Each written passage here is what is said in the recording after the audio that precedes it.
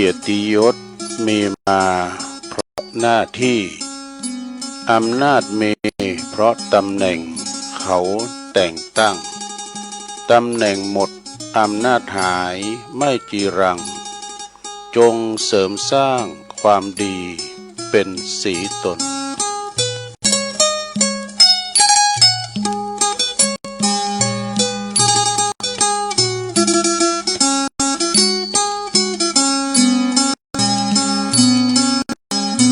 ขอความนอบน้อมแด่พระรัตนตรัยอันมีพระพุทธพระธรรมพระสงฆ์เป็นสรณะตีปึงกราบแนบไต่ไหวสาถวายความเคารพมายังครูบาอาจารย์พระมหาเถรานุเถระตันเจ้าคณะพระสังฆาธิการพระภิกษุสามเณรเจ้าจุโตนจุองค์กุวัดวาอารามพร้อมตึงสำนักตีผักทรงตุยก็ขอความเจริญในธรรมเจริญปอนมายังบรรดาปออกไม่ออกศรัทธาตันสาธุชนนักศีลนักบุญคนดีทั้งหลายบ่ว่าจะเป็นปอหลงแม่หลงปอลุงแม่ป่าตั้งปีป่าหน้าเอาอาศรัทธาตินจ้องห้องวัดเท่าแก่หนุ่มกำใจยิงต่างหลายที่ได้เปิดวิทยุฟังรายการอยู่ตั้งบ้านตั้งจองตั้งหอตั้งเฮินนะในเวลานี้เนาะในเวลานี้ก็มาโปะปะกันในรายการสารธรรมยามแรงยามบ่ายซึ่งก็บริหารเวลาดำเนินรายการโดยต้นตัวแห่งอาตมาภาพเก่ากระผมตุลุงนันชัยวัฒนาคเสโนจัดรายการอยู่ที่บุญห้องส่งของวัดพระธาตุดอยน้อยตำบลดอยหล่ออำเภอดอยหล่อจังหวัดเชียงใหม่ ก็มาพบมาปักกันทุกวันจันทร์เนาะวันจันทร์วันนี้มาปักกันเป็นวันจันทร์ที่วันที่30นี่ละเนอะสัทธา30ของเดือนมีนาคมพุทธศักราช2569โอ้แถม2วันถึงวันนี้ก็เดือนมีนาก็จะเสี่งไปมีนานี่ก็เสี่งไปเมษาก็จะเข้ามาเนาะเมษานี่ก็เป็นเดือนแห่งการทำบุญปาเวณีเดือนจีปีใหม่ปีใหม่เมืองเฮาเนาะเป็นการส่งเสริมวัฒนธรรมอันดีงามตานโกเข่าโกน้ำก้าในสูมากาละวะนะคุณใจใส่บัดอาบน้ำพระเจ้าโรมันเลยมีสัปปะ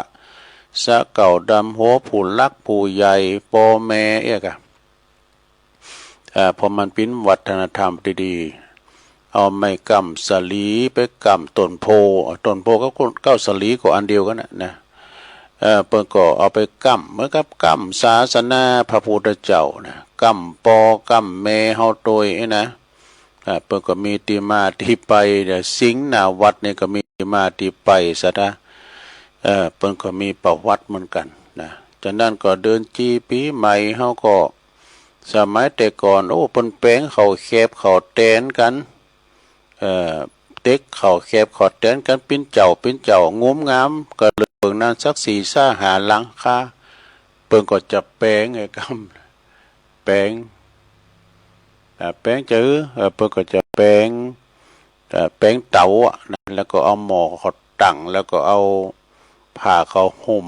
เอาตอเอาผ้าเนาะแล้วเปิ้นเอาเขาแปลงก็ยังเอามาแปลงเขาแคบกันนี่ก็เวลาเขาแคบลูกละอ่อนรูกันเนี่ยแต่บรรยากาศอย่างนั้นเนี่ยไข่เค็มไปเนอมันไข่มียังไปก็ซื้อเอานะมันออกกาดหมดอะสถานเนาะ มันออกที่กาดหมดอะเขาแคบเขาแตนก็ขนมเขาตุ่มกั้มสังกาดอกไม้ใส่คือเพิ่งก็ตีกาดก่อนอื่นก็ประกาศอันนี้กันสถานีวิทยุในเครือข่าย เปิดหับสัญญาณรายการธรรมะช่วงเวลาตั้งแต่15ถึง17นาฬิกาหมายความว่าตั้งแต่บ่าย3ถึง5โมงนอนดังต่อไปนี้ขอขอบคุณสถานีวิทยุคลื่นธรรมะของชุมชนวัดห้วยตองซักเด้อ FM 98.75 เมกะเฮิรตซ์เนอร์อำเภอจอมทองขอบคุณสถานีวิทยุคณะสงฆ์อำเภอฝาง FM 88.50 เมกะเฮิรตซ์เนอร์ขอบคุณสถานีวิทยุคลื่นพระพุทธศาสนาการศึกษาและวัฒนธรรมของวัดฝายหินเนอร์ FM 104.50 เมกะเฮิรตซ์นะองค์ขลุงในเมืองเนาะขอบคุณสถานีวิทยุมนเสียงธรรมวัดบุพารามอำเภอแม่แจ่มบนเนอร์ FM 106.25 เมกะเฮิรตซ์และขอบคุณสถานีใหม่เฮาเนอร์สถานีวิทยุคลื่นสีขาววัดบรรพตสถิตจังหวัดลำปางเนอร์ FM 106.25 เมกะเฮิรตซ์เนอร์อันนี้ก็เป็นสถานีคืนบุญที่เปิ้นรับลิงก์สัญญาณนำรายการของครูบาอาจารย์กูตนกูองค์นะมาออกสถานีของเปิ้นแล้วก็แผ่พายกระจายเสียงไปให้ทันผู้ฟังปะหลงไม่หลงปะออกไม่ออกอยู่ตั้งบ้านก็ฟังการตามอัธยาศัยนะอยู่ที่ไหนก็ฟังได้ปืนฮ้อปืนเฮินตะลางกลางโขงปืนก็ไม่ก็ตอกทำการทำงานเก็บพักฮักหนออยู่ก็ดีก็ฟังกันไป ฟังทางวิทยุบ่ได้ก็ฟังทางเน็ตนี่นะ ก็ฟังกันไปศรัทธาครูบาอาจารย์เพื่อก็สรรหาสิ่งละอันปันละน้อยอยากตุลุงนี่ก็เป็นนักคุ้นคว้าสออันนั้นหน่อยอันนี้หน่อยมานำเสนอเตอก็เอามรดกธรรมพองสาธโภกานี่ธรรมะบรรยายณโอกาสบัดนี้กานี่แต่ตุลุงนี่จะเน้นไปทางนิทงนิทานธรรมสาดกพองไอ้น่ะเนาะแฝงในธรรมะดงนิทานธรรมนี่นะศรัทธาญาติโยมแล้วก่อนในอินเทอร์เน็ตก็ไปสูงมาพองกาไอ้น่ะก็เข้าทาดูศรัทธาเนาะแต่ความจริงนี่เปิ้นที่เปิ้นมีมือถือที่เปิ้นมีเน็ตนี่นะเปิ้นก็พอหมดอ่านหมดละนะแต่หมู่เฮาเจ้าขาทั้งหลายเนาะบ่ลงเขาอย่างตาสีตาสาเขาน่ะฟังวิทยุเฮาก็ฟังจากตัวลุงมาเผยแผ่ทำการเนี่ยก็ศรัทธาเนาะแต่ตอนบ่ายตอนแรกนี่คุณฟังแต่ก็บ่หนักบ่หลายเหมือนเมื่อเจ้านี่คุณฟังหลายดูเนาะตั้งแต่ตี3ตี4ตี5มาไอ้น่ะ เพื่อเรียกว่าเต็กขำโมง พยายามแดนไปไหนเด้อดูเนาะอย่าว่าก่อนไปโต้ยอันไปโต้ยเอาหนีมได้ก็ไม่ได้ไม่เฮินไม่หอมไม่เฮินนี่นะลูกมาจอมแจงไปแล้วเพื่อเรียกว่าเต็กขำโมง อันนี้เนาะแล้วนั่นก็เมื่อคำยำคืนกรรมเนาะที่เปิ่นฟังกันหนักกันหลายแต่เมื่อวันนี่ก็ฟังพอลงไม่ลงเขานี่ก็น้อมปะนะก็ฟังปิ้งกูปิ้งกีมกันไปเนอะปิ้งกูปิ้งกีมกันไปแดดก็ฮ้อนเนาะสถานลุงมาเมื่อเจ้าเนี่ยโอ้ยพอหมอกควันนี่มันหนักลำเหลือบ้านเฮาเมืองเฮาเดี่ยวเนี่ยเนาะแต่วันนี่แดงปีวีสถานก่อนนี่ประวัติวันแดงมันแดงธรรมชาติธรรมชาติกำมันตะวันแดงแล้วมอสูมนี่ไข่นี่เป็นเต่งแล้วเนย พุ่นทางตะวันจัดโตกำมันแดงหยำเต่าสุกอะได้เดี๋ยวนี้มันพิสีเหลืองเฮ้ยพอตะวันน่ะก็โทนเอาหน่อยเด้อเสียได้เนาะปุ่นมันตกมาดับปิดห่อนปิดPM.2.5อีกอะมันหมดใหม่บางใครมันตกก่อนปีใหม่นี่สักหานะเอามันนำไล่ไฟดับไปกันนะมันตกดีตกงามไปกันเนาะศรัทธาญาติโยม แต่ก็จะไปประมาทเนอนะฝุ่นตกโหปีนี่มันจังขี่มีของแถมมีลุ่มพองก้าอย่ามีบ่อเฮ็บพองก้านะโอ้เฮ็บนี่ก็อันตรายแต่คือจะเมื่อฮอดมันไปถล่มเมืองลาวบ่ได้เวียงจันทน์นี่ก็ตู้เปิ้นถ่ายโดนเนื้อพอนี่อย่างกับสงครามว่ะเปิ้นว่า บ้านจองหอเฮือนคูณโรยคูณตุกกับเนี่ยเสมอพากันหมดมันหน่วยใหญ่มันมกกำปั้นเนี่ยมละกุยนี่ว่าก็มีวะนะรถนะแม่ยิงคนนั้นก็เอามาพอเนี่ยแก้วแตกบ่วะนะโหอันตรายเนี่ยมันแบบมาบินหอมจ้ะก็มันก็บินฝุ่นนะเขาว่าเนี่ยมันแต้นละลายมาว่าฟ้าวตกมาอยู่เลยบินเพบอะแต่ก่อนเนี่ยสมัยก่อนเป็นละอ่อนก่อนนี่มันก็โต๊กบันเฮาเมืองเฮานะแต่มันใจใหญ่ดูอย่ามาลิ้นก็กินกันเนี่ยนะเม็บน้อยฉะนั้นญาติโยมทั้งหลายเนาะภัยพิบัติต่างๆนี่มันเกิดก็ป้อยเกิดมานะไก่ห่อไปเตียวเฮาก็ขอเฮาระมัดระวังไว้เนาะลุมว่าเนี่ยถ้าภัยมันมาแล้วเนี่ยปุดโตกันแล้วลุ่มทางเมืองนอกทางลุ่มงงจ้างให้นะประวันน่ะพายุหมุนน่ะโลพินาโกเนอะลุ่มทางเมืองนอกระดับญี่ปุ่นก็ได้ลดจนว่าทะเลทลายไปนะมันแห้งยะลุ่มโลงเนาะเอาแล้วเนาะศรัทธาญาติโยมทั้งหลายเมื่อมาปะกันแล้วก็บ่เหือกาดแก้วเสเวลาเนาะตัวลุงก็จะน้อมนำเอานิทานเหมือนกันเนอะนะเรื่องอย่างก็ยักษ์นี่นะเคยเล่ามาแล้วศรัทธาก็ฟังซ้ำแถมเนาะเรื่องก็ยักษ์นี่ก็ยักษ์นี่ก็มีก็ยักษ์เมืองก็แม่ใหม่ ลองฟังว่าเนาะศรัทธาก็ยักษ์แล้วก็ทำลายเรื่องอยู่นะเอานำเสนอก็ยักษ์ในเฮก่อนนะณเวลุวันวิหารเนพระพุทธเจ้าเปิ่นตรัสชาดกเลินนิเปิดสอนพระภิกษุตุนหนึ่งที่ยังมีความหักใข่ในสตรีเพราะคำหวานเนี่ยคำหวานมีใจความว่าในอดีตมีเกาะแห่งหนึ่งเนอะเกาะก็คือมีน้ำล้อมรอบบนเกาะนั้นก็จะมีนางยักษ์อยู่จำนวน500 ตุนโอ้ยักษ์นี่เป็นห้องเป็นตุนเด้อซะนะยักษ์มียักษ์ตนหนึ่งเนี่ยนะแล้วเฮานี่เป็นตุเจ้าเขาก็ว่าห้องตุเจ้ามาสัก5 ตุนแล้ว9 ตุนแล้วเขาก็เป็นตุนแต่ว่าถ้าอุปสาไทยว่า3 ตน3 รูปเนี่ยนะเนาะ3 รูป9 รูปเนี่ยแต่ว่าคุณเมืองเขาก็ว่าเอาตุเจ้า9 ตุนเนอะเนี่ยอันนี้ภาษาดังภาษาไทยบอกว่ามีเกาะนางยักษ์อยู่จำนวน50 ตนดกก็500 ตน500 ตุนกันเนอะนางยักษ์นี้เป็นเกาะแม่ใหม่มียักษ์ปอจายเนอะยักษ์ปู่ก็ยักษ์ปอจายมีก็ยักษ์ไม่ยิงเป็นนางยักษ์ทางนั้นยักษ์นี่มันแถลงกายแถลงเปรตดักนะมันจะแหลงเป็นหยังเป็นกวางเป็นฟ้านเป็นย่างเป็นหยังได้หมดอยากนี่แล้วก็เมื่อใดเนอที่เฮอซัมเป้าที่ว่าปอกาในขายไปค้าขายต่างบ้านต่างเมืองถูกลมพายุแล้วก็เฮออับปางไหล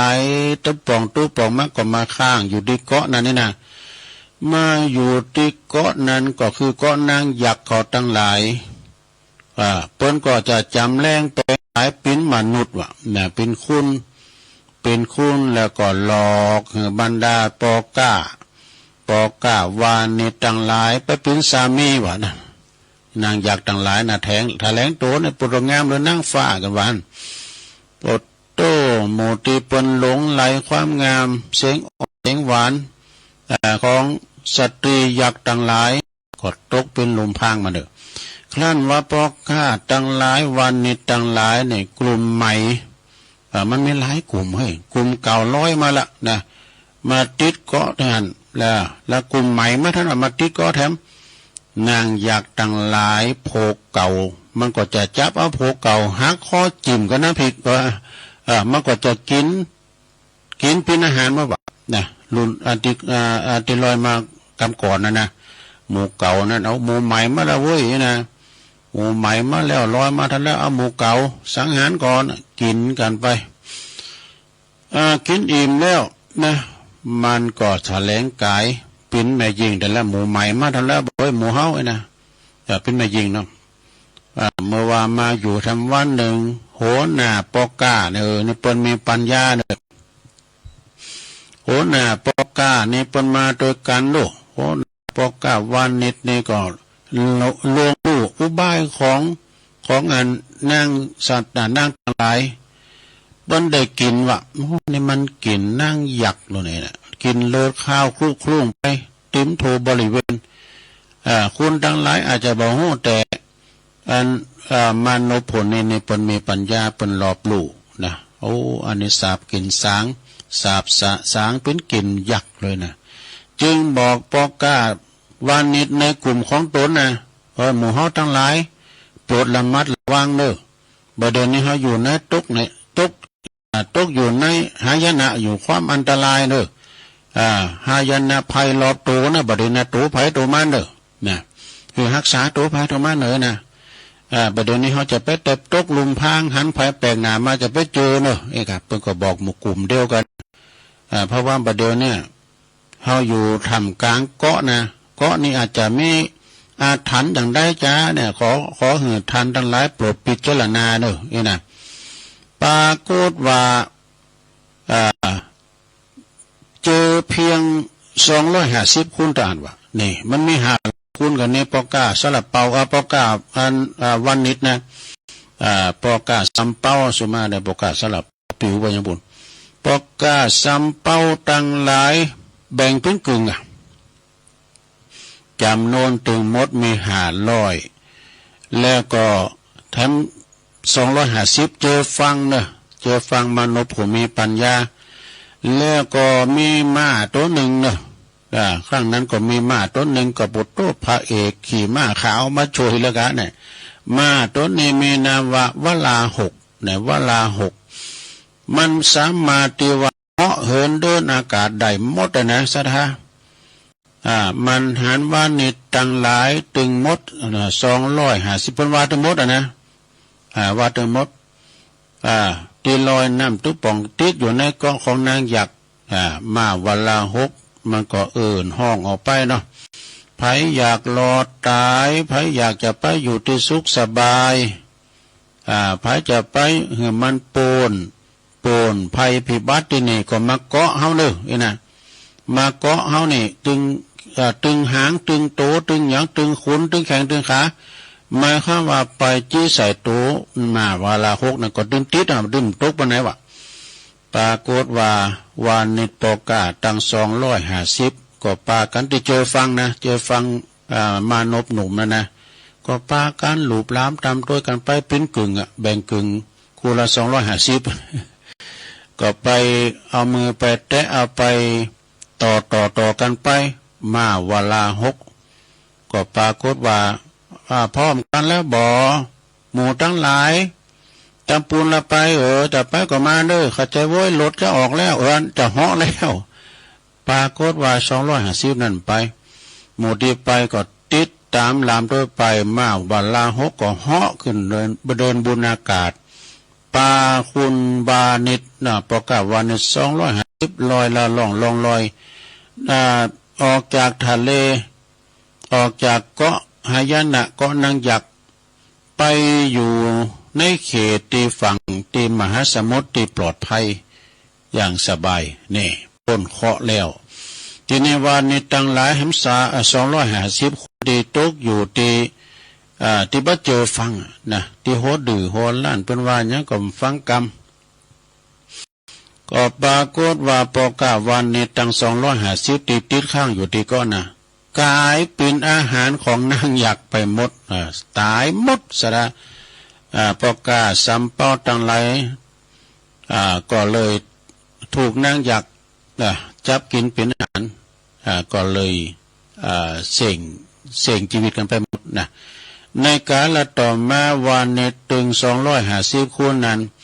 ตีเปิ้นเจอฟังของมาวันละ6นั้นก็คือพุทธบริษัทใน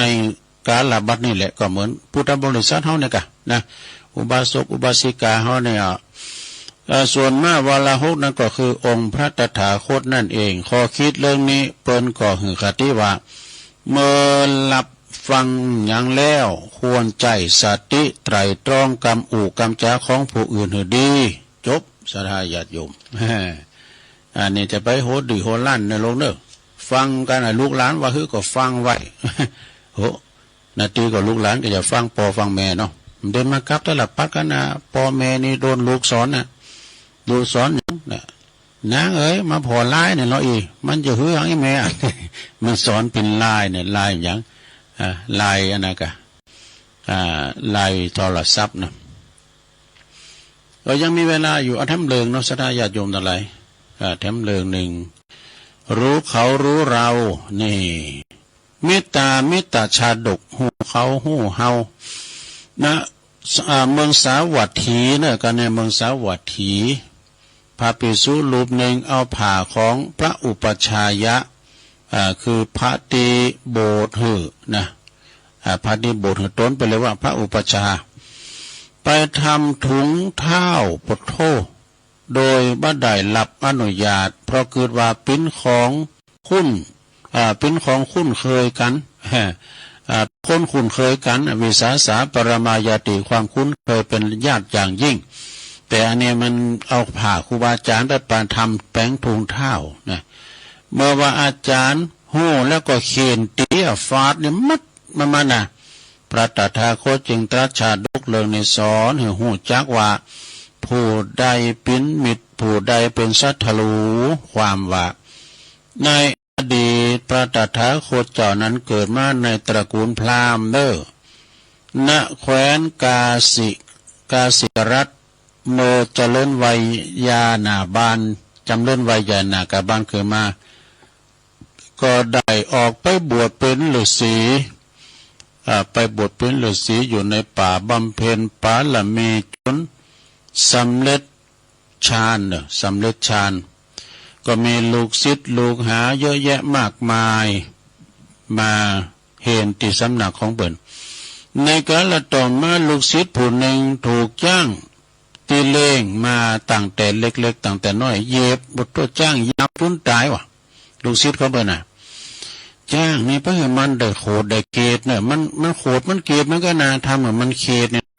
งั้นก็ตามแล้วหมาก็เหมือนกันนะชะดาหมาที่เขาเลี้ยงไว้นะพันธุ์ที่มันดุน่ะการเขาขังมันนะแล้วกันมันเขตเนี่ยไปปล่อยออกมาเถอะปวดมันครบเจ้ามันตายก็มีนะมันเขตเนี่ยเหมือนอย่างสัตว์กุสิงก็อย่างเขาลิ้นมันเกินนะมันเขตนะมันครบเขาได้นะอย่างจ้างนี่ก็เย็บเจ้ามันจนตายควานจ้างนะควานจ้างนี้จนตายนี่ผู้ที่เลี้ยงจ้างจนตายศิษย์ทั้งหลายก็จึงป้านำเหตุนี่นะไปแจ้งแก่ผู้เป็นอาจารย์แล้วก็ถามว่าจะหู้ได้อย่างได้ว่าผู้ใดคือมิตรผู้ใดคือศัตรูเนี่ยว่าสัตว์นะเนาะสัตว์นะคุณเนี่ยก็เหมือนกันเนอะสัทธาเนอะห้อมหูนี่ห้อมจะหูใจมันนี่ไหวใจมันสัตตลิสานนี่ผู้เป็นอาจารย์ก็จึงได้สอนศิษย์หลายว่าอีเนอศิษย์ทั้งหลายสังเกตว่าผู้ใด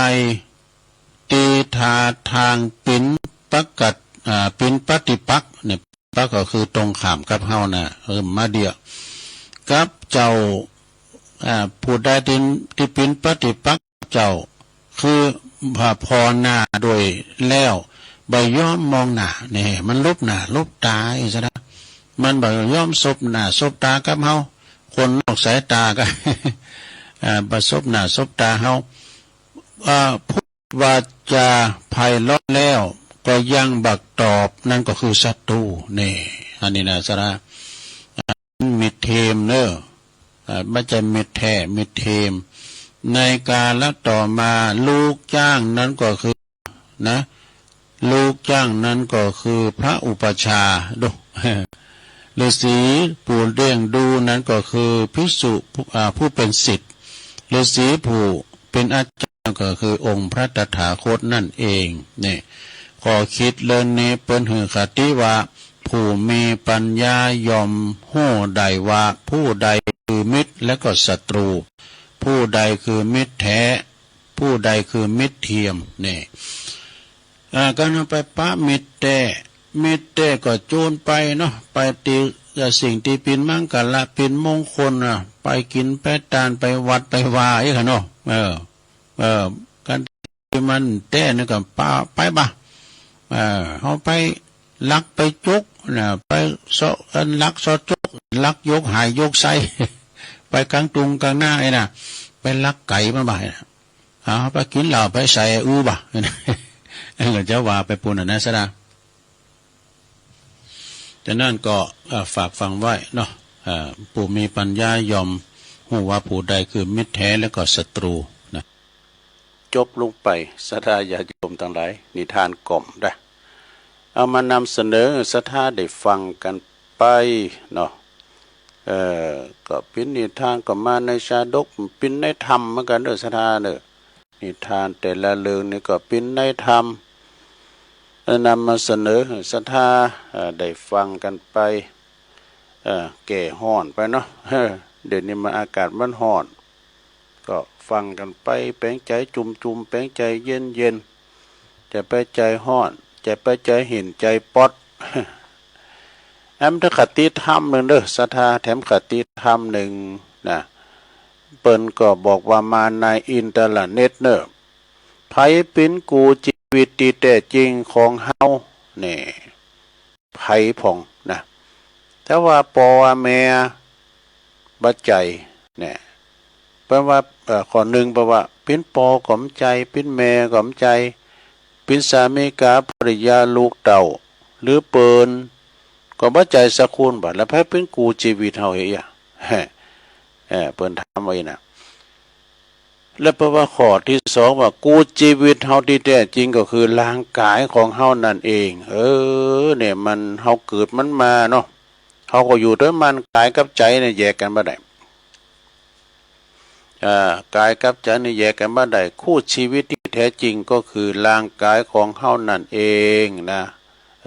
ที่อยู่ด้วยเฮามาตลอดเวลามันเป็นโรคภัยไข้เจ็บก็รักษามันมันหนาวก็เสาะผ้ามาห่มนุ่งเสื้อมันมันร้อนก็เอาผ้าลุ่มมาเป่าวีมันเนี่ยมันเย็นนี่นะมันขยากกินข้าวก็เสาะของกินเมื่อมันกินเลงร่างกายดูใจนี่นะมันมาอยู่กับกายใจกับกายเนี่ยเล่งกายนะกันมันหิวก็เหือมันกินกันมันอิ่มก็ย่างปออันนี้ก็คือมาอยู่ด้วยเฮาตลอดคือกายแล้วก็ข้อที่สามเมื่อร่างกายของเฮาเนี่ยมันบัดตอบสนองก็บ่มีไผอยู่กับคุณเดี๋ยวนี่มีไผอยู่กับเฮาแล้วกันร่างกายเนี่ยมันตอบสนองนะจิตถ้าออกเลงออกจากร่างไปแล้วกายก็เลยเป็นของที่ผุเน่ากว่าไปเป็นดุจไม้ที่มันเป็นบ่มีสาระประโยชน์ใดเพื่อว่าขาบเน่าเนาะเป็นขอนเน่านะข้อที่สี่เปิ้นก็ว่าถ้าว่าคุณกับร่างกายของคุณอยู่ด้วยกันตั้งแต่เกิดจนตายนี่ซะท่าเนาะคุณทำอันยังกับร่างกายของคุณผ่องเป็นความรับผิดชอบเนี่ยเป็นความรับผิดชอบของคุณเองและมันจะมีผลย้อนกลับมาถึงคุณเสมอนะการเฮาเลี้ยงร่างกายบ่ดีนั่นก็จะเป็นโตดแต่ว่าปาร่างกายไปตามที่บ่ดีก็จะเข้าคอกนะรับผิดชอบตัวเองเด้อรับผิดชอบของคุณเองตัวของคุณเองเนี่ยอันนี้ก็เป็นข้อที่สี่ต่อไปเนี่ยจะเป็นข้อที่ห้าเด้อเนี่ยเพราะว่ายิ่งคุณดูแลร่างกายของคุณดีเท่าใดร่างกายของคุณก็จะยิ่งดูแลคุณดีขึ้นเพียงเท่านั้นดูก็การเฮาคำมันหมดจะคำเฮาเนาะเอาพอที่เป็นว่านะรถด้วยนะรถยนต์ก็ตามเลยนะการเฮาคำมันก็คำเฮาก็น้ำมันบัดเติมบัดถ่ายน้ำมันเครื่องสักเตอเนี่ยควันมดควันโมมันก็จะลุมันก็จะคำเฮาละตอนนั้นเหมือนกับร่างกายเฮาเนี่ยเฮาคำมันก็จะคำเฮา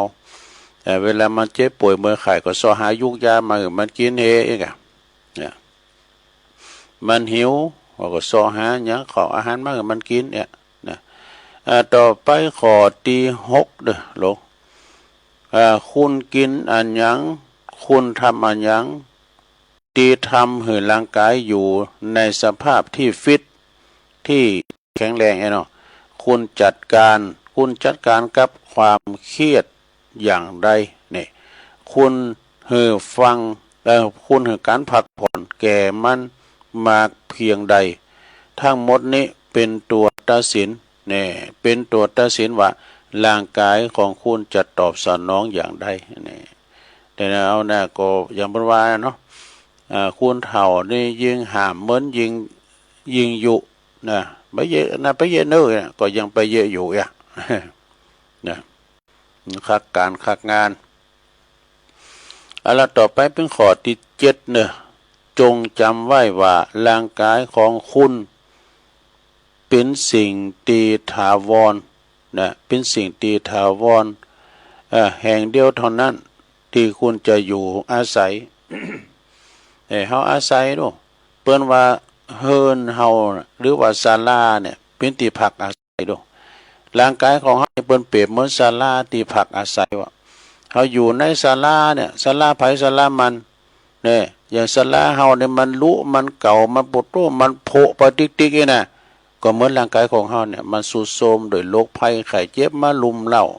โรคเก่าเบาหวานไขมันความดันเนี่ยเนาะเหมือนกับเฮือเนี่ยมันพุกก่อนไปแล้วโปกกินมาติ๊กๆนะมันจะกุนมาได้โหเนี่ยก็ร่างกายเฮาก็เหมือนกันนั่นแล้วมันก็เหมือนกับว่าศาลา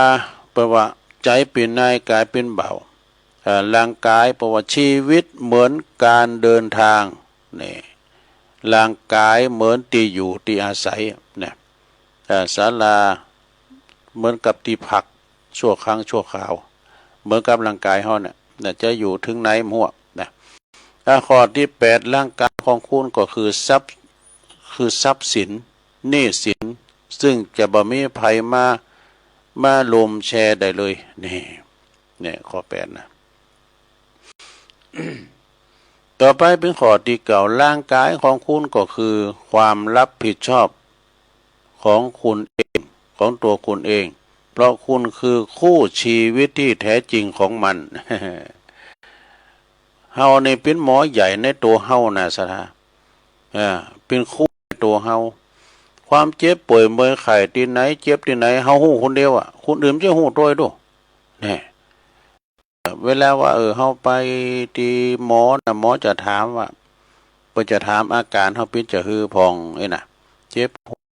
ตาโมตาฝาดตาฟางกินข้าวลามไออย่า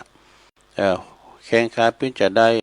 จะถามหาพยานเลยซอหายาให้มันตัวจับมันอีดูแต่เฮาเป็นครูใหญ่มันนะเป็นอาจารย์ใหญ่มันนะมันเจ็บที่ไหนเฮาหูหมดหรอกมันเคยมีกับเดินๆนี่นะมันเจ็บแอวกันเจ็บหัวเข่าแข้งขาอันนี้ก็คือเป็นเจ้านายมันแล้วข้อที่10สุดท้ายนะลงเด้อข้อที่10สุดท้ายจงมีร่างกายและก็สภาพที่ฟิตแล้วก็ดูแลตัวคุณเองเงินมาแล้วก็ไปญาติมิตรเนี่ยญาติแล้วก็มิตรบัจจัยสิ่งที่ถาวรจงจำไว้ว่าบ่มีไผสามารถโจยร่างกายของคุณได้นอกจากตัวของคุณเองเนี่ยแต่กันเนาะมีไผโจยเฮาได้นอกจากตัวเฮาเองนะแล้วก็ควบคุมลมหายใจนะควบคุมลมหายใจเฮาหายใจเข้าลึกๆเปิดปอดนะหายใจเข้าลึกๆเปิดปอดเนอะนั่งสมาธิเปิดใจโยคะเพื่อร่างกาย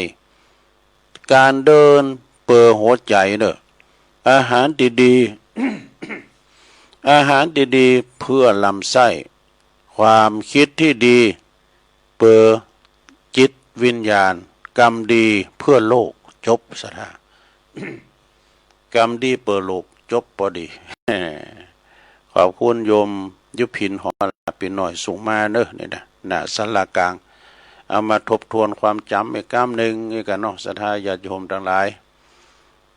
ก็เป็นกรรมดีๆทางนั้นนะเอามานำเสนอให้ศรัทธาได้ฟังกันไปเอาแต่บทหนึ่งอันนี้ก็เป็นเจอใด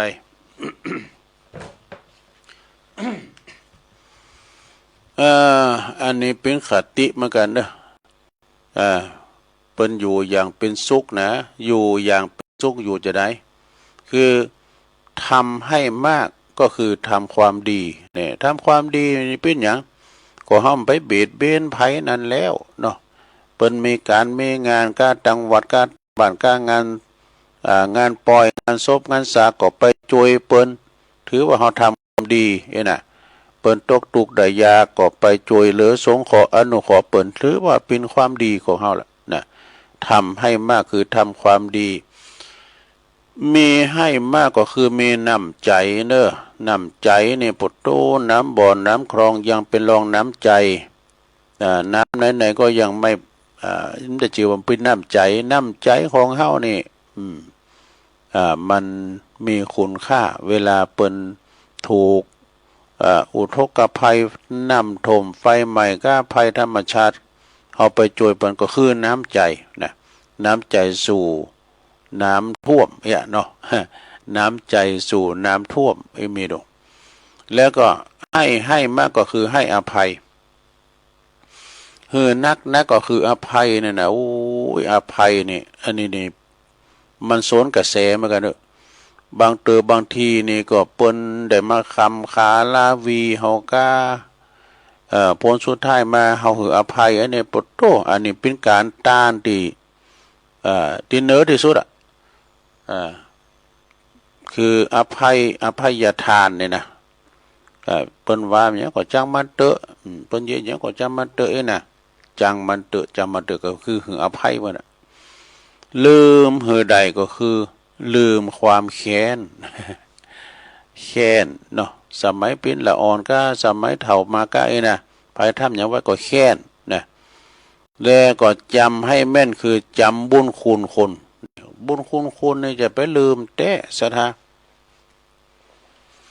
เปิ้นเคยช่วยเหลือเฟื่อฟ้ายเฮาก็ดีเวลาเฮาตกทุกข์ได้ยากเนาะคัดสนกำสังกาเนี่ยยืนมือมาช่วยเฮาจะไปลืมบุญลืมคุณเปิ้นแม้แต่สัตว์สิ่งหิ่งห้อยก็ตามเถอะนะเฮาก็จะไปลืมบุญลืมคุณแม่โง่โตควายก็ดีเฮาการใช้งานมันก็มีบุญคุณกับคุณเฮานะไถนากำสังกานี่จะย้อนยุคไปแล้วก็จะไถนาโดยควายแล้วก็จะไปรถไปลาก็มีน้ำมันก็เอาขี่ล้อเอาขี่ล้อไปนะเดี๋ยวย้อนยุคเลยครับเราแล้วก็ถือให้ทนก็คือถือสัจจะเนี่ยสัจจะคือความจริงใจขอสัจจะนี่เป็นธรรมที่สูงส่งเหมือนกันเนอะถือให้ทนก็คือถือสัจจะสัจจังเวอมตาวาจาคำสัตย์นี่มันตึงบ่ตายนะเนาะละให้หมดก็คือละทำพิษเนี่ยคนเฮานี่มันก็มีพิษพองแต่เฮาละไอ้กรรมมันก็มีนะละได้คือละความผิดแล้วก็ยึดให้ติดก็คือยึดความกตัญญูเนี่ยเนอะอันนี้เป็นตัวสำคัญแต่ความกตัญญูโหกุลโหบุญเพราะว่าจะเป็นปิตามารดาครูบาอาจารย์ที่เปิ้นมีกุลกับเฮาเนี่ยจะไปลืมกุลเปิ้นเรียกว่ามีความกตัญญูโหบุญโหกุลแม่แต่ว่าสังก็ตามเด้อโหกุลสัตว์สิงสาราสัตว์นั่นไปโหกุลหมายคือมันครบโหกันอย่างเจ้านั่นน่ะวะแมงโง่ตัวควายเคยใจการใจงานมันเนี่ยโหบุญโหกุลมันกันนะความกตัญญูแต่เฮาก็เอาพ่อแม่เนี่ยเป็นติดตั้งนะโยมพ่อแม่ของเฮาเปิ้นเลี้ยงดูปูปาดเฮามาจนเติบใหญ่ก็จะไปลืมบุญลืมคุณเปิ้นคุณปอ21คุณแม่12น่ะก็เคยเอามาว่าหลายเตือเนาะคุณปอคุณแม่เนี่ยหลายเตือแล้วก็โหฮือมาก็ฮือโหใจตนนี่ใจตนนี่เป็นบุญเป็นคุณก็แล้วก็ทนให้ได้คือทนต่อคำนินทานี่แล้วชีวิตจะเจริญแล้วก็อยู่อย่างเป็นสุขเนี่ยคำนินทานี่มันตึงมีแต่ได้มาละนินทาแปลว่าความนินทากาเล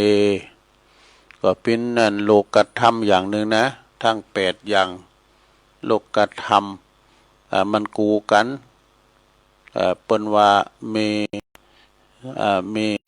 ยศเสริมยศมีลาภเสริมลาภมีสรรเสริญก็มีนินทาแล้วแปลว่ามีสุขแล้วก็ยังมีทุกข์เนี่ยมันคู่กันไปให้มันโดนนินทานี่ก็ถึงมีสักเตือคำนินทานี่มันมีหมดติสินนินทายิงคุณที่เป็นโหน่าโหน่าคุณนี่บอกว่าจะเป็นนายกกำนันปอแควนปอหลงนายกอบตกันเนี่ยมันถึงโดนหมดบัตรหลงก็ตามในระดับผู้นำเนี่ยนะมันถึงโดนว่าหมดนะโดนเราขวัญพองกำให้กำดีมันถึงมีเหมือนกับตูเจ้าหลงเนี่ยอยู่กับวัดกับว่าอยู่ตุนเดียวหลังปีน้องตึงบาทเนี่ยเหมือนใจมันกูโคมันเหมือนใจนะคนนั้นจะเอาอย่างอันคนนี้จะเอาอย่างนี้มันดึงพิษพ้องมองใจกันไปพ้องโลกกระทำทั้ง8มันดึงมีภัยจะมาซักเซินเฮาตลอดเวลาเปิ้นจังเฮาเมื่อก่อนเราขวัญเฮานินทาน่ะนินทาก็เราขวัญเนี่ยมันอันเดียวกันเนาะนินทาว่าให้นี่กรรมนินทานี่มันดึงบดีสักกรรมนะเปิ้นว่าถ้าว่ามีกรรมเราขวัญมีกรรมนินทานี่ก็บ่มียากำลังยาสูกำลัง มันว่าเฮาอ่านกายอันนี้ก็เป็นคติธรรมอย่างหนึ่งเอาหมอชาวจีนนะครับเนาะคุณหมอชาวจีนเปิ้นกล่าวไว้ว่าเน้อยาที่ดีที่สุด อันนี้ก็เคยว่ามาหลายเตือละก็คือมันอยู่ในตัวเฮานี่หมดนะยาคุณหมอชาวจีนได้กล่าวไว้ว่ายาที่ดีที่สุดก็คือยาดีที่สุดในการป้องกันโรคภัยไล่โรคภัยไล่ตึงมนก็คือการเดินดูโอ้นักเดินทางการเดินนี่เป็นการออกกำลังกายไปในโตหรอคุณเตียวถึงวันนี่จะมีแหงเนอะมันคุณเลยมันมือในเตียวนี่ก่อนนะแกคุณตีเลี้ยงสัตว์ก็แต่ตัวโง่ตัวควายเนาะไปให้เหล่ากัมจังกาเนี่ยเป็นการออกกำลังกายไปในโตพอการเดินทางเนี่ยวันนี้เขาหันว่าเปิ้นออกการเดินทางแบบเปิ้นปั่นรถถีบใกล้นะขี่รถถีบนั้นตีเปิ้นเป็นอันรถถีบเตียนเบานั่นขี่ขึ้นมาแค่บนดอยน้อยพุ่นนะเท้าไม่แตะพื้นนี่บ่เปิ้นว่ามันมีเกของมันดอกรถถีบนั่นนะพวกแพงเนี่ยราคาเป็นหลายหมื่นเป็นแสนก็มีนะซะนะรถถีบสเตอร์ลิงอย่างเงี้ยแปลว่าเนาะมันมีเกของเปิ้นในการเดินทางเป็นการออกกำลังกายดีที่สุดว่ะนะเป็นการป้องกันโรคภัยโรคร้ายที่ดีที่สุดในการเดินทางแล้วก็ยาอายุวัฒนะที่ดีที่สุดก็คือการหัวเราะโต้ไข่โหนี่เป็นยาอายุวัฒนะบัดนี้แปลว่าหัวเราะต่ออายุอะไรหัวเราะต่ออายุมีพกอารมณ์ขันมาโดยไข่โหงายเปิ้นว่าเนาะไข่โหได้บริเส้นตื้นนี่แม่บางผอง มีหันเติงตุลุงปันศีลเนี่ยภาษาท่าเนาะแต่ก็อันสุดท้ายปันอันศีลหาแล้วเนาะแล้วก็เดี๋ยวจะว่าอิมานีนะตอนสรุปศีลนั่นนะมาปวดไข่โห เพิ่นก็เลยซากันเนี่ยไข่หน้าไข่ตาเนาะวิญญาณเขานี่ก็มันไม่รู้ตุลุงนะก็มันไข่โหไอ้แล้วเนี่ยมันลุมมัน มันบ่คืนเลยพิจารณามันก็แหละมันไข่โหน่ะสะหนาสะมันปวดไข่โหอย่างคนเฮาให้ไอ้กะก็มันให้แล้วมันดึงไข่ดักแล้วมันคือว่าน่ะลุมมันมีก็มันเป็นจุดักซ้ำให้เด้อจะเป็นละอ่อนนะต่อไปเราดูอย่างแอมยาเสริมความงามที่ดีที่สุดก็คือการนอนหลับปุโธผูกจันรับไปซะปากกระตอนเลยจ้ะ เป็นเปล่านอนรับเป็นการเสริมความงาม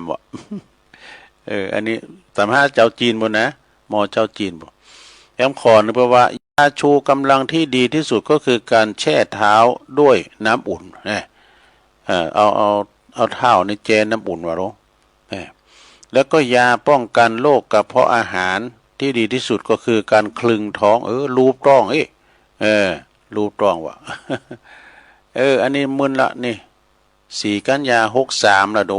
ยายจันเรือนใสไม่จันเรือนใสโดยสูงมากนะต้องจดได้หมดไอ้ที่เพิ่นสูงมากในอินเทอร์เน็ตนี่นะ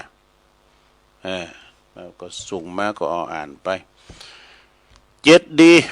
7 ดีอันนี้เขาไม่เดินเพนทิมหวางเด้อ7 ดีนี่ไม่เหมือนนี่7 ดีทำให้ชีวิตดีเนี่ย1จิตใจดีเนี่ยจิตใจเฮาดีเนี่ยมันดีหมดสดาจิตใจเฮาบ่ดีนี่มันบ่ดีนะจิตใจเฮาดีนี่ดีหมด2ความคิดดีนี่ความคิดดีเฮาคิดไปตั้งดีนะไปตั้งน้ำตั้งธรรมตั้งกินตั้งตานบัวกะเนาะ3พูดดีนะดีก็นี่เป็นมั่งกะละเป็นมงคลนะกะบ่กรรมสอเศษกรรมเนี่ยก็นะดีไปตั้งน้ำตั้งธรรมเนาะ4ทำดีเนี่ยก็ทำดีก็คือปฏิบัติตัวของเฮาดีนะทำดีก็หลายอย่างหันเปิ้นจะขามหุนตั้งก้าคนเฒ่าก้านะจูงแขนเปิ้นขามหุนตั้งก็ได้บุญแล้วเนาะหันแก้วตกเหหุนตั้งเก็บก็มันบาดตีนเปิ้นก็ได้ดีแล้วทำดีแล้ว5อารมณ์ดีก็คือเป็นอารมณ์อิทธารมณ์นะคืออารมณ์ดีอันนี้ทารมณ์เนี่ยอารมณ์บ่ดียังไงเนาะอิทธารมณ์ก็คืออารมณ์ที่ว่าปล่อยวางยิ้มแย้มแจ่มใส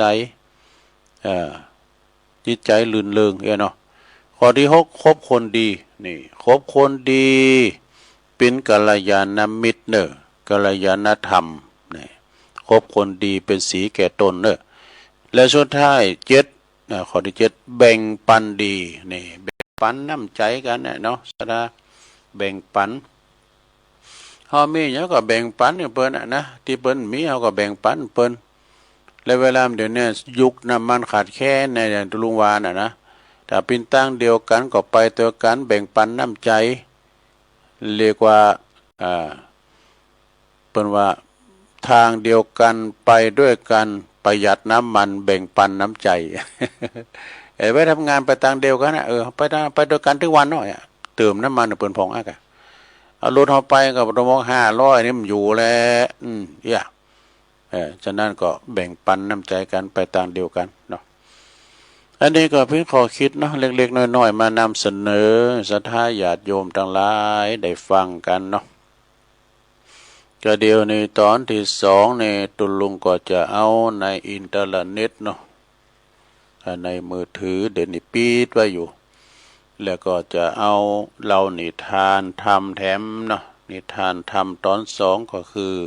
เขมกุมารหลานของอนาถปิณฑิกเศรษฐีนี่ปันปินจะได้มันเป็นคนรูปหล่อนะมันอธิษฐานก่อนที่ตอนเตียน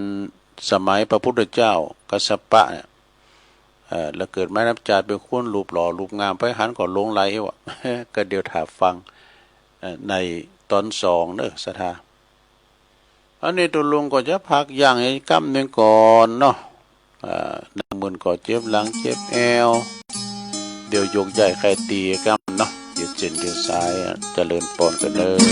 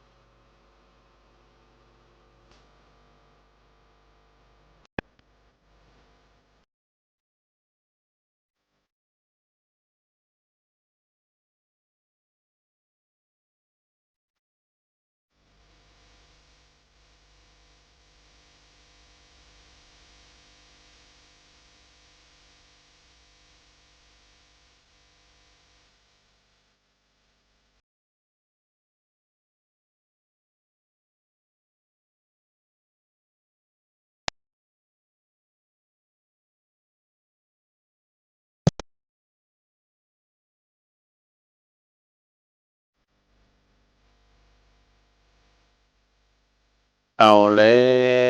วศรัทธาสาธุชนญาติโยมทั้งหลายเนาะตุลุงก็พักเบรกพักครึ่งไปดังมึนลำไปก็เจ็บหลังเจ็บแอวยกใหญ่ค่ายตี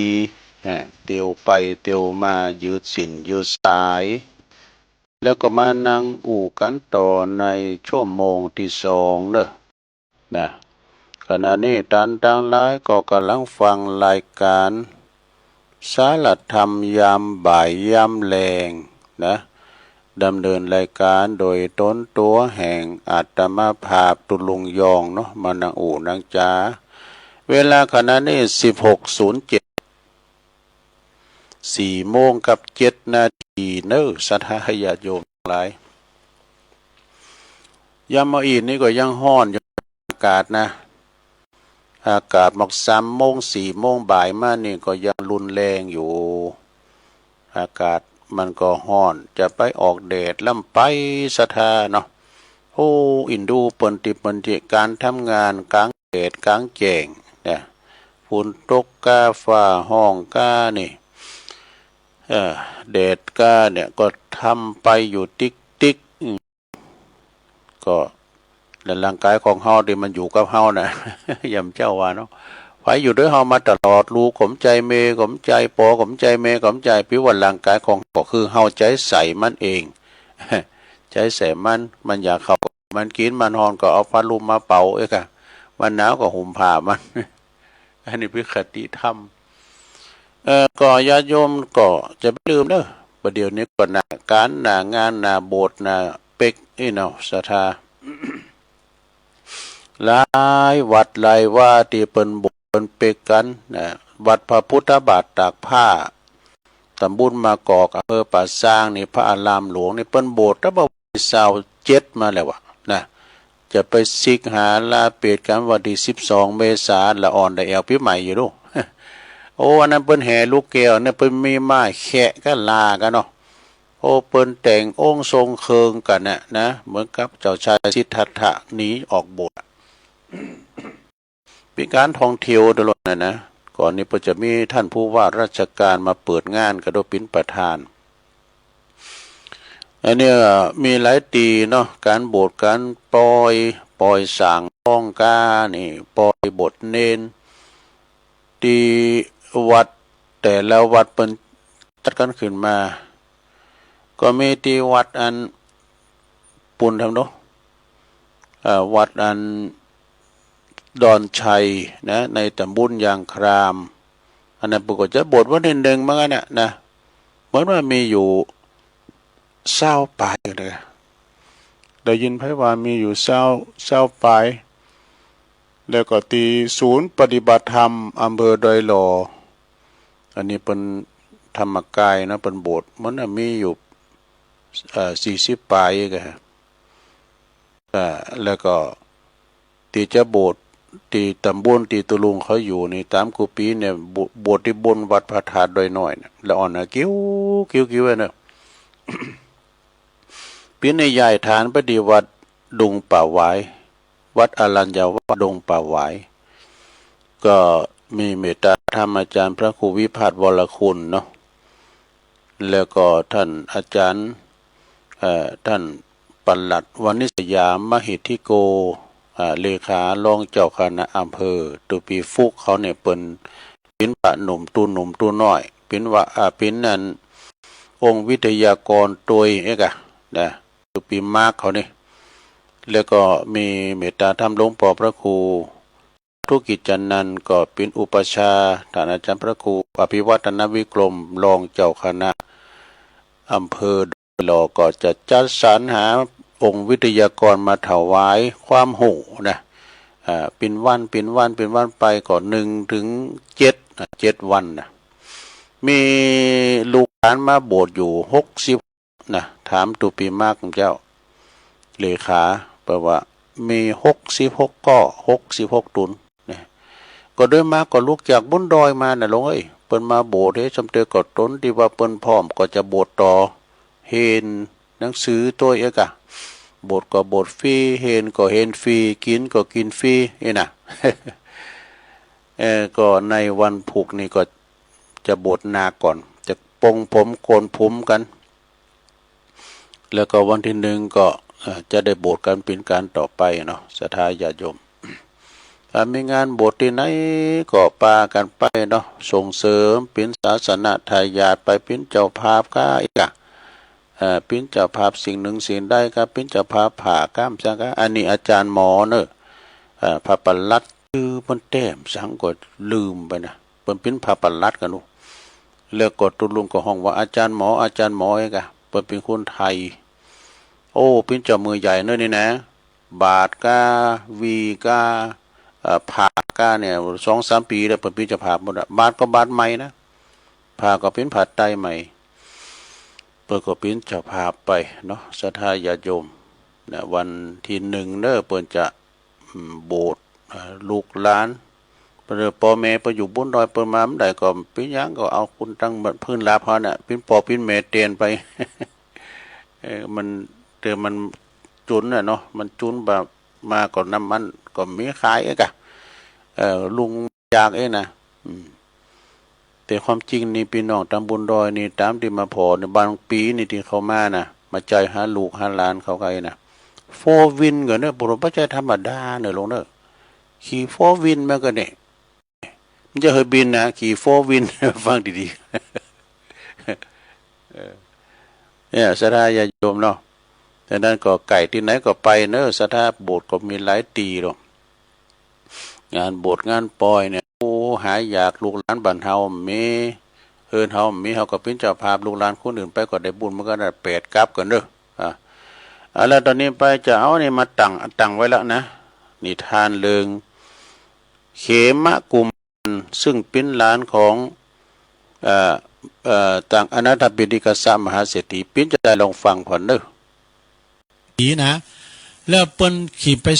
สอบเป็นจู้กับภรรยาคนอื่นมันพิจารณาลองฟังผ่อนเด้อคือเขมกุมารเนี่ยเป็นหลานของอนาถบิณฑิกเศรษฐีงามคุณหล่อคุณหนึ่งว่ะนะปอดใจคุณเป็นคุณรูปหล่อคุณงามคุณพกเมยิงโดยมากได้หันเขาแล้วก็จะต้องหลงหักว่ะหลงไหลหลงหักควรไม่ควรตั้งสติไว้ได้เนี่ยยิงตะลายนะมอกดาราเนี่ยก็ไปได้เนาะเป็นหลูบล้ำตามโดยโอ้ยแต่เขาสอบไปเป็นตุกับภรรยาคนอื่นมันการเมสุมิสาได้ชิ้นข้อ3พวกราชบุตรทั้งหลายเนี่ยเขาก็ไปยับได้วะยับได้มันไปเป็นจู้กับพี่น้องเจ้าบ้านกับลูกเมกับคนอื่นโอ้ราชบุตรเนี่ยพวกทหารก็จับได้ไปถวายกรุงสาวัตถีถึง3 ครั้งก็บาปนี่แล้วแต่เดตรัสสั่งให้ปล่อยครุข้างแบบเจ้าเมืองก็ตักสั่งโอ้พี่ย่าปล่อยไปนี่นะอันเป็นที่กเศรษฐีหู้เลิงแล้วก็จึงนำเอาหลานใจของเขาเนี่ยนะหลานใจเศรษฐีเนี่ยเขาเฝ้าพระพุทธเจ้าขอโซสั่งสอนมาหน่อยเตบอกตัวนี้มันลึกนะหันว่ามันรูปหลองนี่ก็มันไปเมาสาววานะไปเอาเมเจ้าบ้านนี่ก็มันเป็นจู้ไปพระพุทธเจ้าจึงตรัสสอนว่าผู้ที่เป็นจู้กับภรรยาลูกเมของเปิ้นคนอื่นนะบอกว่ามันจะเป็นบาปเด้อลูกหลานมันจะเป็นบาปไปนอนนะนอนนานตามความประสงค์ได้นี่ผู้อื่นก็จะมาตีเต้นนินทาเวลาเขาลมหักกับหญิงก็จะมีแต่ความยินดีน้อยนะความยินดีน้อยมีความโกหมากก็โกผูเป็นมหันใสเนาะมีความโกทั้งทำผิดกฎหมายบันตึงกฎหมายแล้วก็หมดตายไปแล้วก็จะได้ไปต้นนาหกไอ้วะนั่นจึงบ่ควรเกี่ยวข้องกับภรรยาผู้อื่นเนื้อล้านนี่นะพระพุทธเจ้าเพิ่นสั่งสอนนะจบคำสอนแล้วจบคำสั่งสอนลงแล้วเขมกุมารก็ตั้งอยู่ในโสดผลดูตอนนั้นตอนนั้นมหาชนก็อยู่เป็นสุขมีหลักหล่อเป็นจู้ของเมละนะก็อยู่เป็นสุขไปเปิดมีการถามว่ากุมารนั้นได้ทำบุญไหว้ปางก่อนอย่างใดเจอก็มีแก่ใคร ถึงว่ามีรูปหล่อรูปงามอย่างนั้นนี่นะก็มีกรรมแก้ไขว่าในครั้งหนึ่งน่ะสมัยพระสัปปะเป็นพระเจ้าเขาก็เกิดมาเป็นคนปล้ำที่แข็งแรงคนปล้ำที่แข็งแรงมาจากหือหันเนี่ยได้ทงได้ทำธงทองพระเจดีย์หันทำธงทองนี่ทำธงทองแป้งทองไปปูชาพระเจดีย์ของพระพุทธเจ้าแล้วปรารถนาว่าพระเจ้าได้ตานธงทองนี่นาเกิดมาภาวะใดจะที่ได้ขอไม่ยิงโม ขอยิงอื่นนอกจากยกเว้นญาติพี่น้องโลหิตสามิเฮานะแล้วอื่นเนี่ยขอเกิดความหลงไหลในตัวเฮานะแล้วก็เกิดกิเลสตัณหาตอนนั้นเขาก็เกิดมาในชาตินี้ก็เขาเกิดมาชาติใดๆก็มีแต่ไม่ยิงหักหูมทุกภพทุกชาติเนี่ยเรื่องนี้นะปิ้นเลิงจี้โทษแห่งการเป็นจู้กับภรรยาผู้อื่นบอดีเลยดอกในเวลาพอในเวลายังมีชีวิตอยู่ก็จะมีผู้ติดแต่ไปแล้วก็อาจจะไปตกบ่อนนกทิ้งอื่นนอกไอ้สามีก็ตามเหมือนกันหมดจบลงไปซะได้อันนี้ก็ป้อมมนจะได้นะยังมีอยู่นะสองเรื่องอยู่ติ๊กไว้นะติ๊กไว้อย่ามาเล่าสู่กันฟังนะสถานเด้อก่อมป้อมมนได้เพราะว่าตอนนี้มาเต้นเพิ่นแต่เหมือนเจ้าของ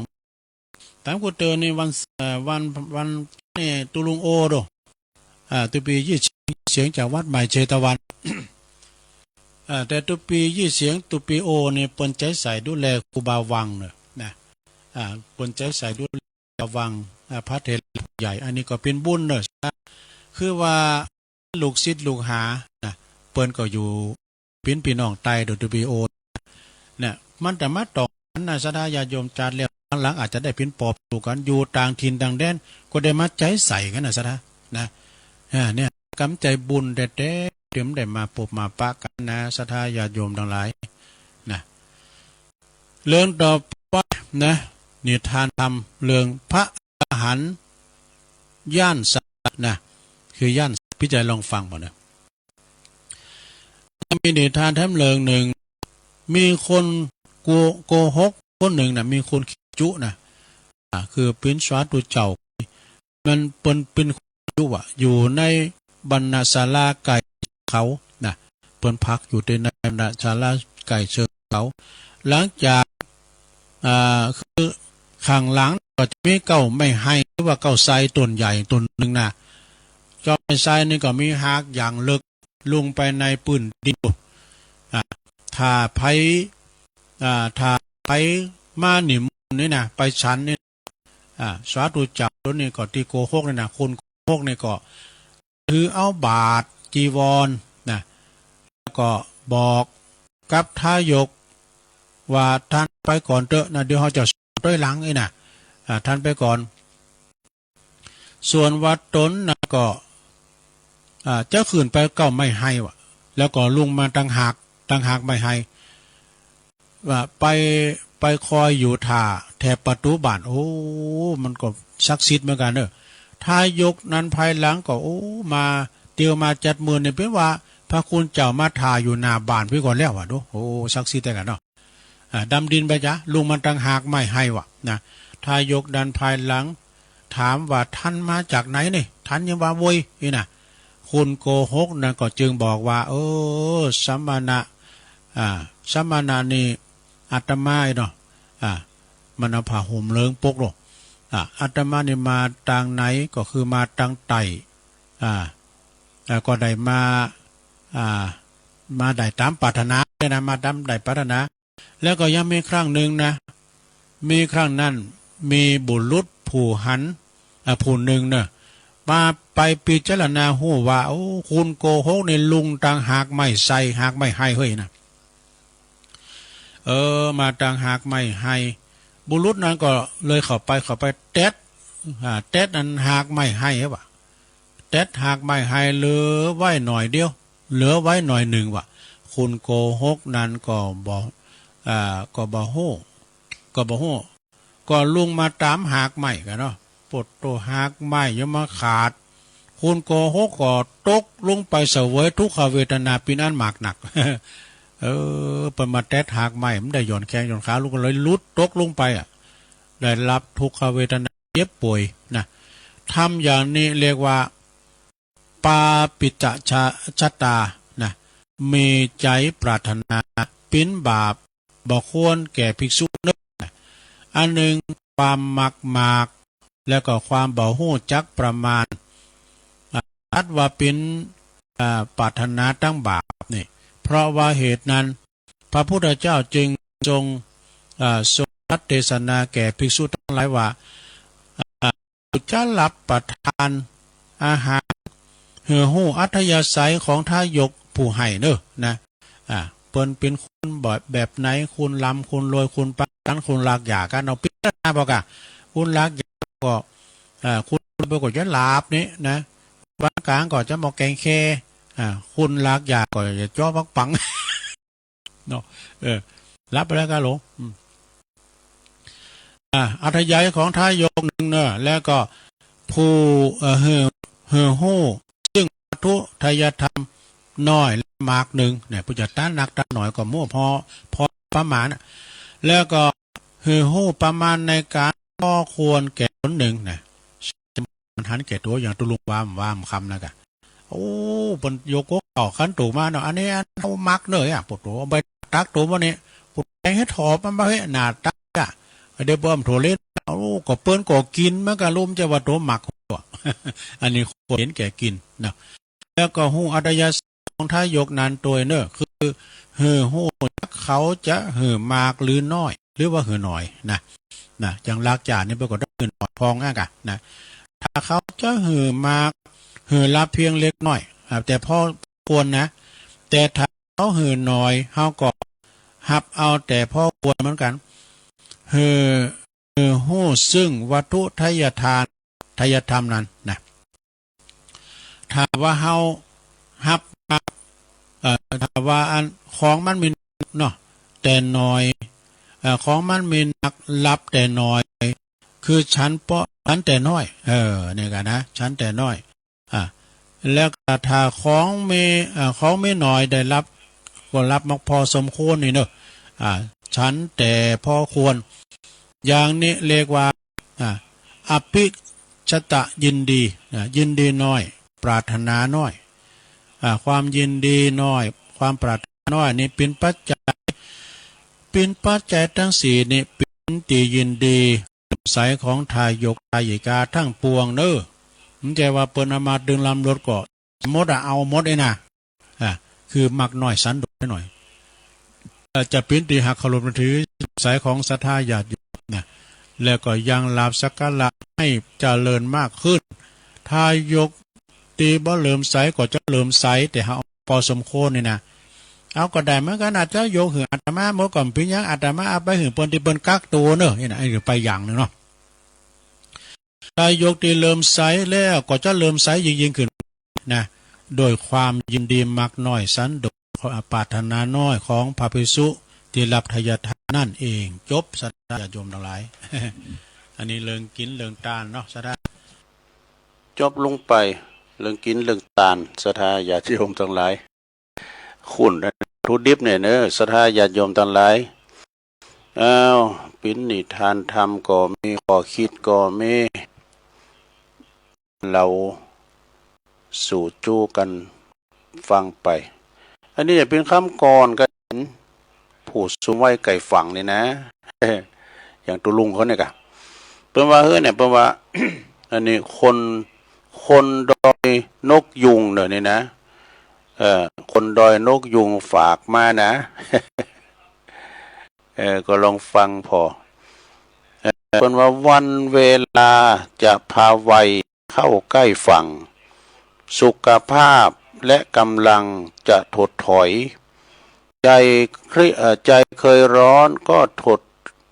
อยล่นเป็นผลพลอยเริ่มเย็นลงและรอคอยปล่อยปล่อยปลงเนี่ยรู้ปล่อยปลงสุขสุดท้ายใช่อยู่ที่มีทรัพย์สินแค่พอกินพอ แค่พออยู่พอกินตามประสงค์มีหน้าที่การงานที่มั่นคงนี่มีรายได้พอดำรงไม่วุ่นวายมีบ้านช่องครองสุขไร้ทุกข์ถมมีครอบครัวที่เกลียวกลมสมดังหมายมีล่มไม้ไพรพฤกษ์ไว้ผ่อนคลายสุขภาพร่างกายไร้โรคาถือธรรมะละนิมิตจิตให้จิตและเข้าใจในทุกสิ่งรู้คุณค่าอนิจจังทุกขังอนัตตาเมื่อมีมาก็มีไปอย่าได้กลัวทรัพย์สมบัติมากมายใช่ไปด้วยรถและบ้านจะสุดสวยทองท่วมหัวถึงยามจากก็จะไกลไปแต่ตัวเหลือสองสิ่งดีกับชั่วติดตัวไปโตเน็ตเลยนะเป็นของคนดอยนกยุงในยาบารมีธรรมหลวงพ่อพระครูสันติเจติยากรจากวัดเกตกาลามมีทำตอนอยู่หลวงพ่อเปิ้นได้เมตตาส่งมาแจ้ง เปิ้นว่าแจ้งให้ผู้ใหญ่วัยเกษียณดูแจ้งให้ผู้ใหญ่วัยเกษียณทราบโดยทั่วถึงการคำว่าสุขใครสุขมันสุขไผสุขมันนะอย่าหลงตนว่าอย่าหลงตนไปว่าคนอื่นบดีทำไมประวัติทำไมไม่ทำอย่างที่เฮาขาดคิดอย่างที่เฮาคิดเพราะว่าทุกคนนั้นมีความชอบบ่เหมือนกันแล้วก็มีความต้องการบ่เหมือนกันจึงปินติมาติไปที่คำว่าสุขใครสุขมันอีน่ะมันจะเหมือนดั่งใจเฮาเนาะสถามันคุณเฮานี่มันก็ ต่างจิตต่างใจคนหนึ่งชอบอย่างนั้นคนหนึ่งบ่ชอบอย่างนี้นาจิตต่างดูลองฟังพอคนดอยนกยุงเปิ้นแปลงมานะเปิ้นมาว่าอีกคนเกษียณทุกวันนี้มีความสุขบ่เหมือนกันนี่ที่แรกแปลว่าบางคนนี่ก็ชอบท่องเที่ยวเพราะว่ามีเวลามีเงินบ่มีไผพะวงเปิ้นมีเงินที่เปิ้นเก็บหอมรอมริบเมื่อเปิ้นอยู่ในตำแหน่งหน้าที่เนาะเงินเก็บเงินทองเงินออมเปิ้นมีก็บรรปลายชีวิตเปิ้นก็จะใช้เวลาเนี่ยท่องเที่ยวไปนะท่องเที่ยวไปต้องมีไผมาคอยภาวะผวังล่ะแล้วก็ต่อไปบางคนนะก็ขี่จักรยานชอบขี่จักรยานได้ออกกำลังกายหันสิ่งสวยๆงามๆข้างทางที่มันซ่อนเล่นอยู่ข้างทางหันดอกไม้ดอกอ้อนขี่รถไปพอเนื้อพอไตนะพอปั่นจองฮอเฮินเนี่ยกันไปทางบ้านนอกบ้านนาก็พอควายพองกัน พอคอกโง่คอควายพองก้าเนี่ยผมดูห้าวเปิ้นผลน้ำบ่อที่เปิ้นตักกินเนี่ยนะบ้านนอกวิถีชีวิตหรอกแล้วต่อไปนี่แปลว่าบางคนก็ชอบเข้าวัดเข้าว่านี่ทำบุญสุนทานทำจิตใจสงบมีภาวนาทำจิตใจให้ใสสะอาดดื่มด่ำในรสพระธรรมอันนี้ก็ไปทั้งแบบเด้อเข้าวัดเข้าว่าบางคนนี่เปิ้นปลดเกษียณมาแล้วนะปลดเกษียณมาแล้วก็เข้าวัดเข้าว่าเนี่ยตำพองนี่เปิ้นได้ยกยอต่อไปเนี่ยไปปิ่นปอเกวัดก้าปิ่นปออาจารย์วัดก้านะมีนะสดาญาโยมไปอุดหนุนสนับสนุนทั้งวัดทั้งวาอันนี้ก็ถือว่าดีทั้งอย่างหนึ่งบางคนก็ชอบทำสวนปลูกพืชผักเป็นงานอดิเรกที่แสนวิเศษก็เขาท่าดีเขาบ้านโซนเนาะปลูกผักไม่ปลูกผักสวนครัวนะ การเหลือกินก็ขายเนาะอันนี้ก็ไปทำแบบนี้ก็ดีนะทำคุณทำคำการเพราะว่าบางคนก็เป็นผู้ที่มีบางคนเป็นผู้ที่ทำคุณประโยชน์ให้กับสังคมเนอะทำคุณประโยชน์ให้กับสังคมอุทิศเฮือสาธารณกุศลผู้ที่อุทิศตนให้กับประเทศชาติเนี่ยผู้ที่อุทิศตนให้กับประเทศชาติเป็นบุคคลระดับมันสมองเด้อระดับมันสมองเป็นทรัพยากรที่มีค่าที่สุดนี่สถาคุณเฮานี่มันเกษียณมานี่มันเหมือนกันหรอกนะแล้วทำอย่างหนึ่งแปลว่าบางคนชอบเล่งดูลูกชอบเล่งดูหลานบางคนชอบเลี้ยงดูหลานเขาว่าขะแหนงแรงกว่ากิ่งจริงนะดูขะแหนงนี่แหงกว่ากิ่งนะหักลูกเตาหักลูกย้ำเตาหลานเนี่ยหักกันบ่เป็นความสุขดีได้ช่วยลูกสุดที่หักเป็นการที่ช่วยเหลือลูกสุดที่หักที่ได้เฝ้าดูการเจริญเติบโตของเลิศเนื้อเจอไขของตัวเองนี่ก็คือดูแลพ่อหลานพ่อลูกหลานต่อไปแถมก่อนนึงเปิงก็ว่าบ้านคนนี่ก็ได้ดูแลสามีและก็ภรรยาสุดที่หักนะจัดว่าประเสริฐนักดูแลคนที่เคยลมสุขลมทุกข์ลมสุขกันมาทำมือหูว่าน้ำตาลไม่มีวันที่จะคลายหวานมีคลายหวานเนอะน้ำตาลนะอันนี้หมายความว่าเปิ้นดูแลกันเมื่อว่าเปิ้นปลดเสียนมาแล้วก็พอกันดูแลกันยังหวานน้ำตาลนี่ก็ยังแบบว่าคลายลดหวานเตอเองนะเนาะต่อไปทำข้อหนึ่งว่าบางคนนี่ก็ดูแลได้ดูแลบุพการีนี่โชคดีที่สุดดีใดปรนนิบัติพระอรหันต์พระในบ้านสุขดีใดทำเพื่อทันก่อนสายเกินไปนี่แต่ดูแลปฏิบัติพ่อแม่เนาะเป็นครั้งสุดท้ายนี่เป็นความดูแลพระอรหันต์ของพระเจ้าคินของเขานะต่อไปทำก่อนหนึ่งเพราะว่าบางคนนี่ก็มีบางคนมีสวรรค์อยู่ในบ้านนี่ได้เอ็นกายนะเหยียดแอวนะลุยลายเหยียดแอวเปิดเพลงฟังเบาๆเขาก็ว่าสุขแล้วโดเปิดเพลงเบาๆไปนะเหยียดกายเอ็นกายนอนแล้วก็ฟังเพลงเบาๆเพลงบักเก่าโบราณนะก็มีความสุขแล้วทำขอนึกว่าบางคนก็ได้ลิ่นดนตรีสีสอลอซอซึ่งก้าห้องเพลงก้ามันเป็นสิ่งที่นะเปิดผ่อนคลายและก็มีความสุขนะชีวิตบรรปลายต่างมันแตกต่างกันมันแตกต่างกันเฮาบ่จำเป็นที่จะต้องเหมือนไผแล้วก็เอาอยากแล้วก็เอาอย่างไผคือเรียกว่าสุขของไผก็สุขของมันสุขไผสุขมันเนี่ยนะสุขใน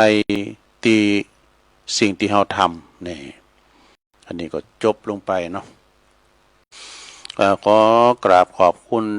ในตาบารมีธรรมหลวงพ่อครูสันติเจติกรนะเมตตาบารมีธรรมหลวงพ่อวัดกิจกาลามนะมันยังเขียนมาน้ำหน่อยนี่บทกล่อมแต่คนดีคนดีเปิ่นว่าคนดีเดินไปไหนใครก็ทักไปไหนวันนั้นไปไหนก็ถามต้องเป็นคนดีลุงนั้นนั้นไปไหนไปเฮ้ยข้ามเลยเว้ย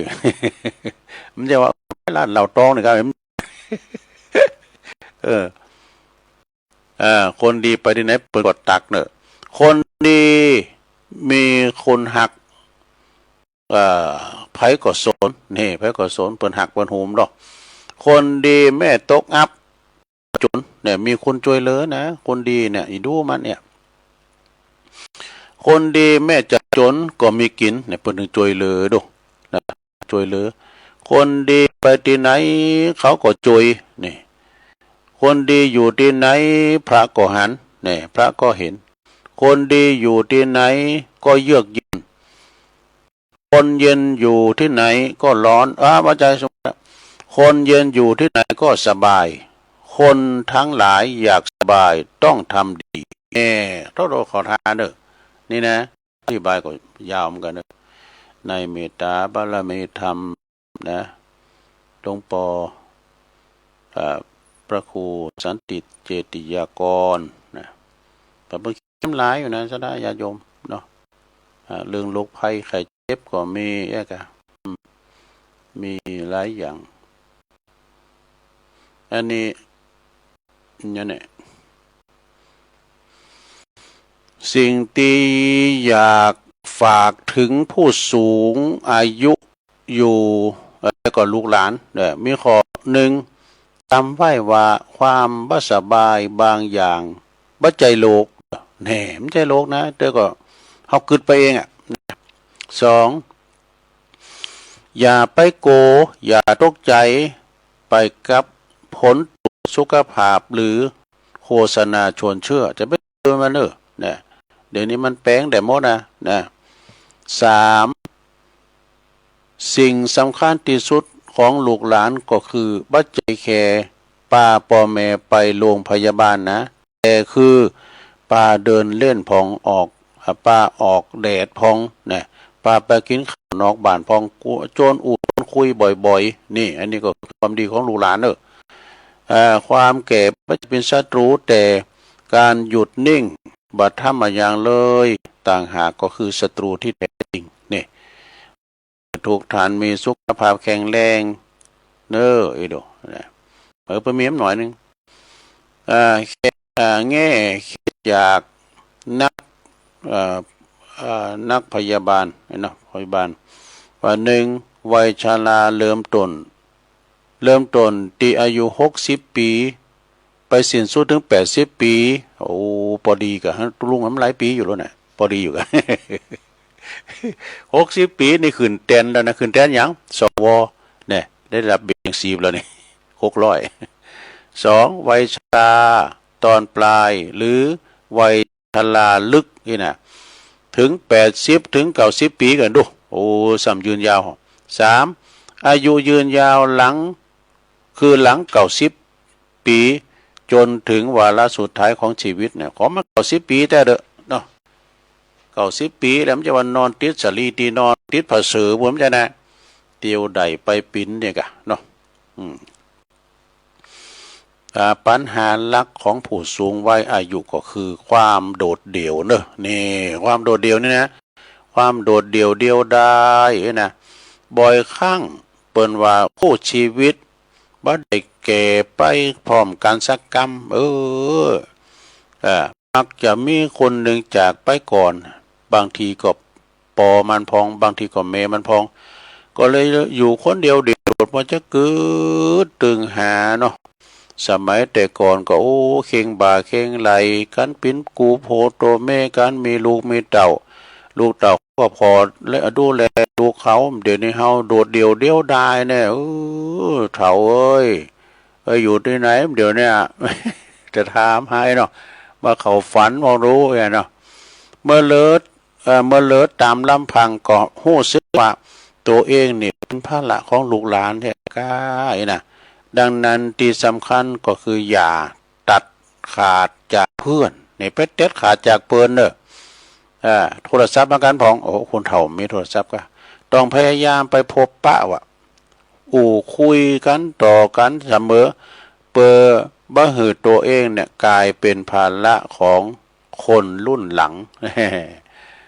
คนรุ่นหลังนะศรัทธาญาติโยมเนาะ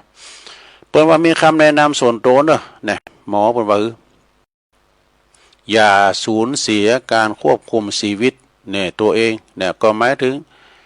ตัดสินใจได้เองว่าจะไปไหนกินอันยังแต่งตัวอย่างใดคุยกับไผเข้าน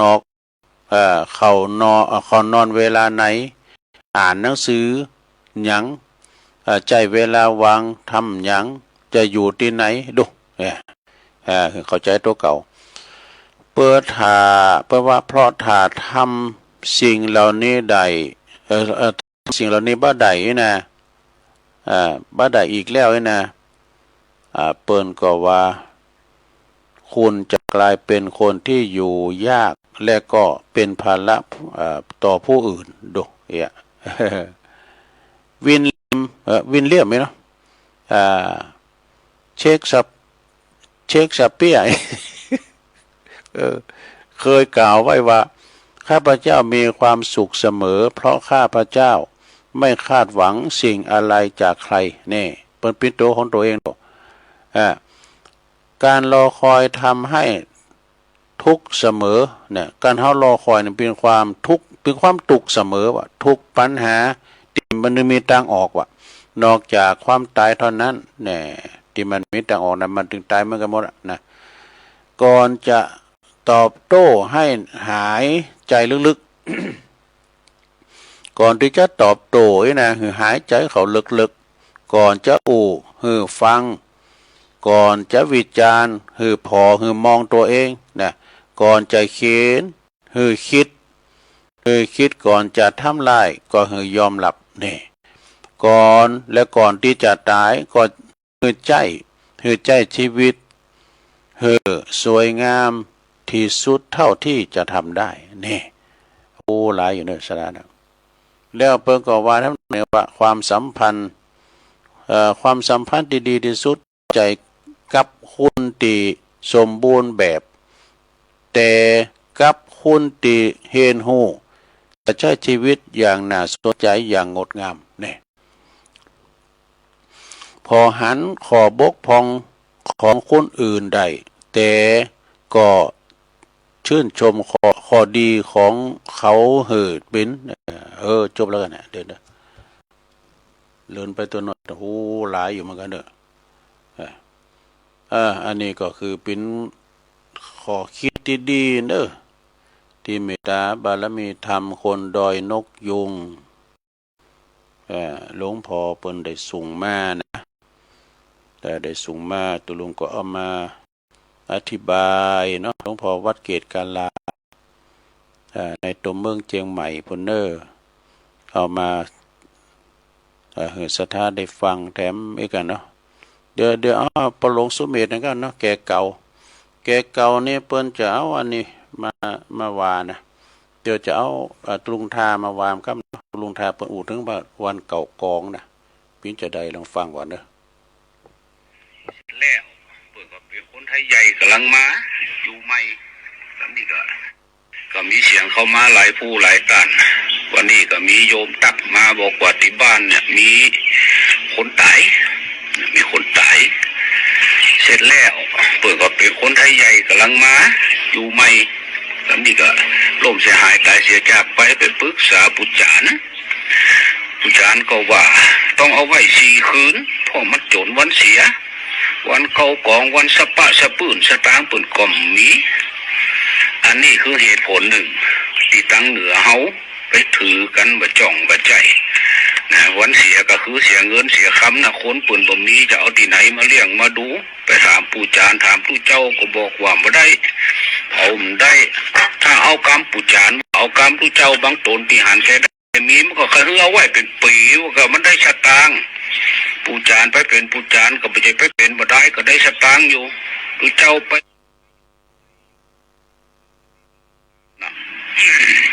ใส่ตามกำลังของเจ้าภาพบางผู้บางตานมาใส่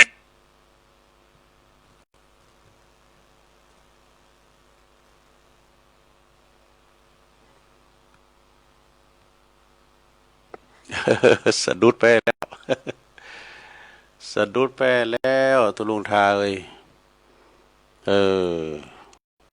สต็อปไปเห็นแล้วปียัง